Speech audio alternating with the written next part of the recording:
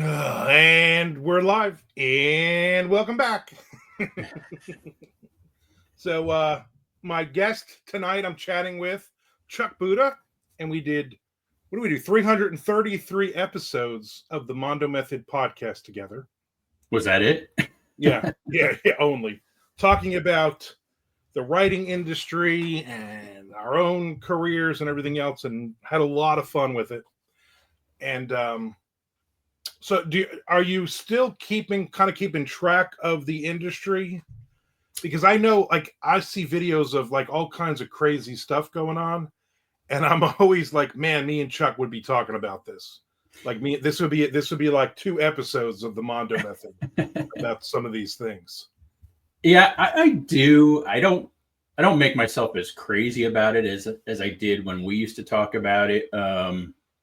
Just because I think we've been doing this long enough now that you kind of learn to not jump on fads and follow like the latest hot trend or something. And when I say trend, I'm not talking about like markets necessarily, but how to best promote your work, what kind of social media, what kind of tools, that kind of stuff. I kind of just keep my head down and continue to do what I know how to do best. Can't say that that's the best way, but it's the way that I've become comfortable with. But yeah, I keep up on the KDP stuff and the Alliance of Independent Authors, like, all those kinds of juicy tidbits that come out. I pay attention to anything that Dan Padavana says because he seems to be pretty smart about indie publishing. But yeah, I don't jump around too much. Now, have you completely comfortably segued into Westerns now? Define comfortably. No, I've always had an interest in Westerns, as we've talked about before. And, growing up watching Westerns with my father, and of course, getting into horror at an early age. So, I guess I always had a love for horror and Western, but I've always liked thriller type movies. I grew up reading, the Hardy Boys and James Bond novels. So I had an interest in thrillers, just not necessarily in writing a thriller per se, although I think that my writing style lends itself to thrillers in that, I keep the chapters and scenes short, action packed, the dialogue and the plot are always moving forward. But I will say that I employ a lot of the same tactics in my Westerns. So, I have a couple of straight Western series out, and I employ, of course, they're about sheriffs and bounty hunters and stuff. So there is a level of mystery and sleuthing as they try and figure out who done it type things. It's just set in the Old West. Right. But for the most, with the exception of Tombstone Tailor, that series is straight revenge. It's almost like John Wick in the Old West. It's just people gunning each other down. And I can't say that it's plot heavy at all. It's really just action, people killing each other. But the Sentinel series is very thriller-ish and just set in the Old West. And the Bounty Hunter series that I just finished a few months ago, the Perry Blackburn series, has elements of, thriller type, a little bit of mystery, and again, the sleuthing and the detective work type stuff. It's just he's a bounty hunter, but he's got to find, his bounty. So he employs kind of the same tactics. And I do have plans to, so great question. I do have plans to go back into thrillers. I wrote the debt thriller, the Debt Collector series a few years back, which is a crime series, sort of autobiographical, tongue in cheek. But I do have plans to take the Sentinel series, which is my straight Western series, and turn that into a modern day crime series based here in Knoxville. So I basically had the main character. He moved kind of out east because he had enough, going back and forth with what was happening in his local town out west. And he relocates to the Smoky Mountains and to get away from it all and kind of start fresh. And oddly enough, his heirs will become the private detectives in the thriller series that I've started to work on, but it really won't see the light of day for another year or two. So right. So basically, it's the same world, but many, many years later, kind of thing. That's cool. So the main character's descendant will basically almost like carry his great grandfather's. He'll have the same intricacies and problems and issues. He just won't be a sheriff, but he'll be doing similar work, and it'll be present day. So, right. So I kind of took a page from your book of how you create, worlds that come together. And I said, oh, that's really interesting. What if I use the Western series that I really love and continue that, but not necessarily in the West, into the modern day? And so I stole another thing from you. So thanks. Well, you owe me so much royalty at this point. I do. It's ridiculous. So is there a lot of research that goes into Westerns for you? No, I'm not a research heavy type of writer. I stick to the old cliche, write what you know. So, just years, decades of reading Westerns and watching, the old serials, Gunsmoke and Have Gun Will Travel, all the old shows, the old John Wayne and Clint Eastwood type movies and stuff. So I think I've been so entrenched in Westerns for 40, 50 years that, I feel comfortable enough. I don't think I need to research anything. And I don't get bogged down in like specific, city or town details and stuff. I sprinkle just enough of the setting in to give the reader a sense of place and time, but I don't spend a lot of time on that. It's really about the characters. It's really about their struggles to achieve whatever their goal is. So right. I've read the first couple of the Sentinel books, and I liked them. And for me, it was pulp fiction. It was those 1920s. It wasn't heavy on the proper grammatical stuff, or let's describe the town, or let's do historical settings of this and the other thing. I liked it. It was just a good story, great pacing, great characters.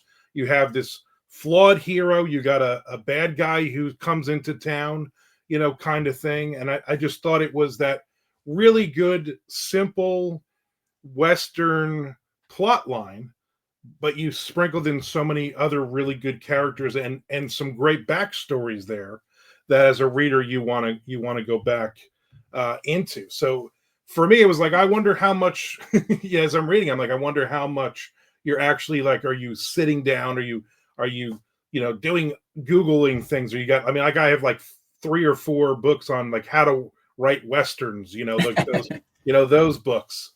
I got like 3 shelves of just, any genre you can think of. Like if I want to write a romance, I got like, 10 books sitting back here kind of thing, but I never use them. Yes. I just kind of make it up as I go along. And like you said, we've watched enough Westerns in our lives. When you and I did, we co-wrote a horror Western together, and it was just so easy to write, and it was a nice and easy flow to it that we didn't really, for me, I wasn't like, oh, let's do some research. Let's do research on a homestead or something. Right. Yeah, I have those books too, and I've read them. I don't know. I go back and forth because sometimes in my stories, I kick myself and I say, you know, I should be using more of the vernacular and the terms, you know, that they espouse in those books and stuff. But then sometimes I'm like, no, let's just keep it neat and clean. And I go back and forth too, because some of the Western authors that I read, and I won't mention names on either side, but some of them, you know, go really hard into the setting. You know, you can literally watch the lizards skitter across the dirt and, you know, and hear the saddle creak and stuff on the horse. And then others I've read who I really enjoy write similar in fashion to me, where they keep it light and pulpy, like you said. You know, it's more about the character, the story, you know, because I think a lot of times, and we've talked about this before on the podcast that we used to do, in our minds as readers, we bring a lot of that stuff to the story ourselves. So sometimes it's just overkill to really go into heavy detail on that kind of stuff. And, you know, in my mind, and maybe it's wrong for some readers, but in my mind, I already can picture the setting and all that kind of stuff. So for me, just a blurb here and there is enough. And nobody really kills me on the reviews on that. So I think I'm doing okay. But right. I don't know, have to do 5 pages. They walk into a saloon. Everybody knows what a Western saloon looks like. You know what I mean? They walk over to the table where the guys are playing cards. Well, you've seen that a million times. Right. You know, you've read it millions. So you really don't have to describe every bottle on the wall. You don't have to describe, you know, what every prostitute is wearing, what every gunslinger, what the iron they have on in their holster type of thing. Right.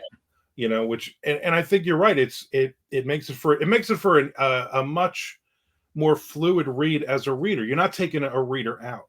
And we both have read a lot of authors that are, again, not to mention names, that are very heavy into a specific thing. And then they drown you in that specific thing. Or you read books and all of a sudden you're like, oh, this person researched about, you know, whatever. Oh, this guy loves hammerhead sharks because we have 18 pages of him talking about this guy fighting a hammerhead shark, you know, those types of things. And as a reader, it pulls you out of the story if you have too much of what I call, you know, let me show you how smart I am. You know. Yeah, and you really helped me. And again, for anyone who's new to seeing this interview that they might not know, but people who are familiar with our conversations from the podcast, this will be a repeat. But you really helped me find that voice in my writing, because I think I spent too much time writing for myself and before publishing that I was trying too hard to be Ian Fleming or Stephen King, you know, or Ed Lee or something like that, and getting too bogged down with being specific like that. And I remember you kind of slapping me around and being like, you know, just be yourself. Just write the story for yourself, and the passion will come through and people will like it.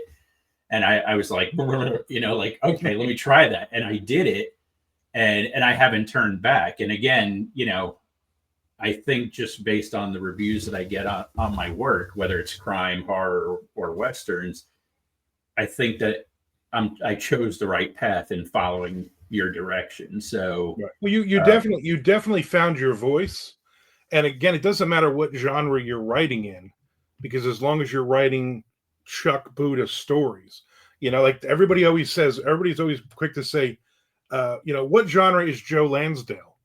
Well, Joe Lansdale, that's the genre. I mean, literally the guy could write anything, and he writes so many different things, but it's the way he writes, it's in his voice that automatically makes it a Joe Lansdale story that you end up really, really liking.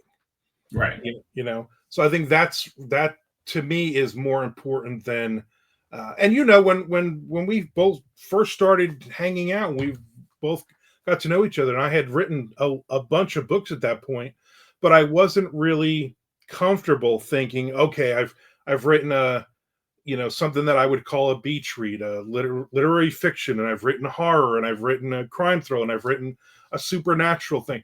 And I wasn't comfortable thinking, okay, these are like 7 different reader groups here, and how am I going to sell these? And then there was a couple, Lucille, who was great, and she basically was like, I'll read anything you write because I like you and I like your writing. And that really hit me of, you know what, that's there it is right there. As long as I don't stray too far on either side, and as long as it's in my voice. And I think you are at that point where you've found your voice, whether you go into thrillers, whether you stay in Western, whether you do a combination of those. I think reading you now, you're very comfortable in the way you write. Are you still outlining everything? Oh yeah. That's never going to go away. I'm not as stuck in my outline though as I was 10, 15 years ago. And I'm not a heavy outliner. I used to just do maybe 2 or 3 bullets per chapter or scene, just to give me an idea of where I'm starting and where I'm going to. Mm-hmm. And at this point, it's a bullet at best per chapter / scene, depending on what I'm writing. So, and that helps me. It gives me the guide stones or the guide rails to say, this is how I'm going to get to the end of the story that I envision, that the character arriving at.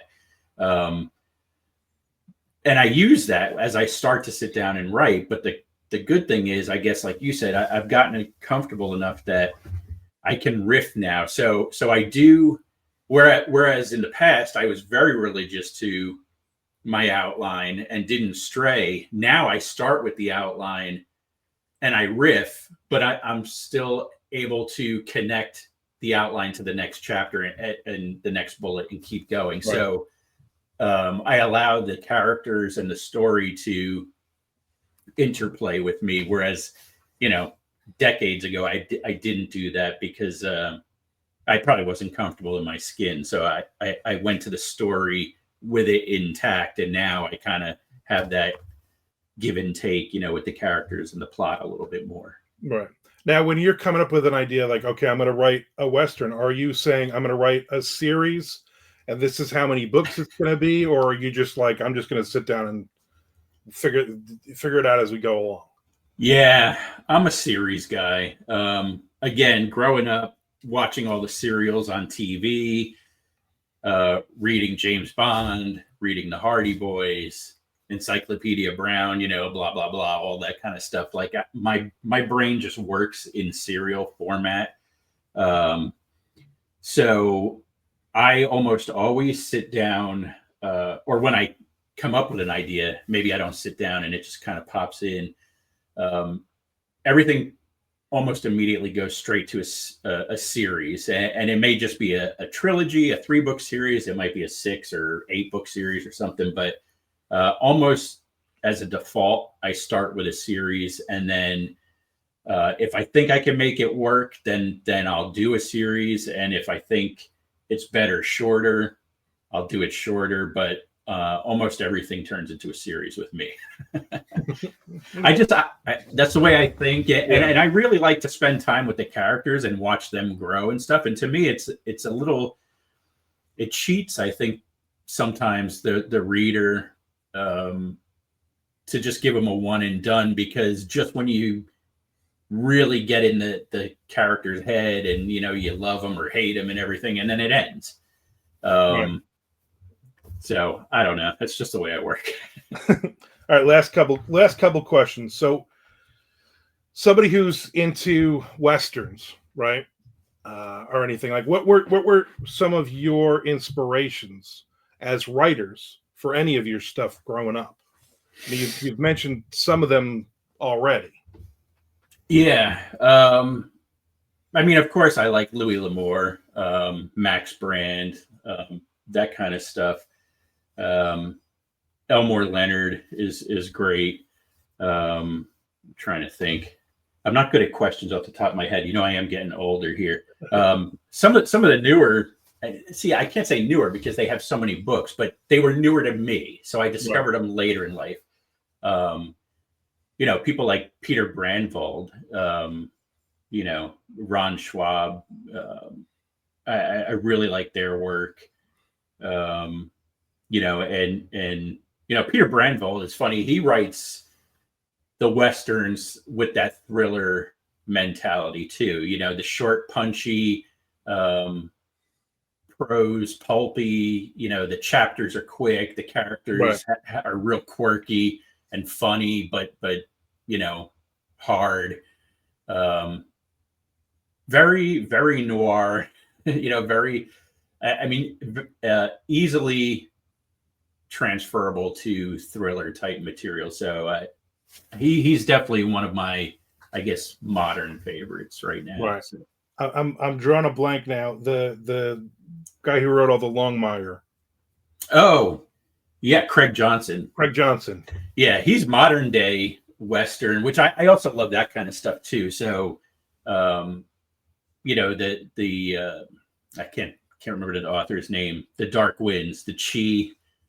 Okay, I know who you're talking about. Yeah. I'm drawing a blank right now. Me too. The modern day Western crime stuff is great. Right. And really, really love Craig Johnson's stuff. Another he's one going to be in. I think he's one of the guests at BoucherCon this year. Oh, really? Yeah. So I'm looking forward to meeting. I mean, I read the first couple of books years ago, and then obviously the show. I loved the show Longmire. Yeah, and me and my wife did. So yeah. So who are some of the authors like that people need to know about? Who are some of the authors out there that people might not know about? Let me see. In the thriller space, I have a couple of favorites right now. I mean, I love all of your stuff. Of course, I'm a homie. I grew up reading Rosamilia, and your crime series are just as good as like the cosmic horror and everything else that you do. So again, it like you said, it's your voice, it's your pacing and story and all that kind of stuff, and I've always been in love with that. So I like Dan Padavana a lot, who I mentioned before. BJ Berg, who does crime stuff. I like his writing. Jeff Carson is another thriller author, who's got a lot of great stories. Who's really good, who and I don't see his name pop up anywhere often enough, and you really should, because the characters are great, the plots and stories are great, but so is the prose. It's just beautiful, and it's like poetry. Is Dwight Holling or Holling? I'm not sure how you pronounce his last name, but he's like I guess a modern day like Western crime type writer. His series is amazing. The character is great. He's like a Vietnam vet, and he becomes like a fish and game type inspector. Okay, yeah, that sounds interesting. I'll definitely have to check that out. I will, if I can figure it out, because I'm so tech savvy. I will try to get like Amazon pages for all the authors that you mentioned. Okay. In the thing, but Chuck, it was awesome. It's actually awesome seeing you again, because I haven't seen you. I know. In a long time. We've both been so busy, and since we haven't done the podcast, it's like it's crazy. But in August, I will see you, because you will be here for MondoCon and then Shelly's 50th birthday party. So that was she's very excited you were able to come. So I'm glad you're coming to the a great weekend. We missed you last year, so we'll have to make up all of that stuff. Oh, we'll make it up. Yeah, I'm looking forward to it. I can't wait. Everybody check out Chuck's Westerns, check out his thrillers, check out his horror stuff, and everything else out there. All right, man. I will see you soon. All right. Good seeing you.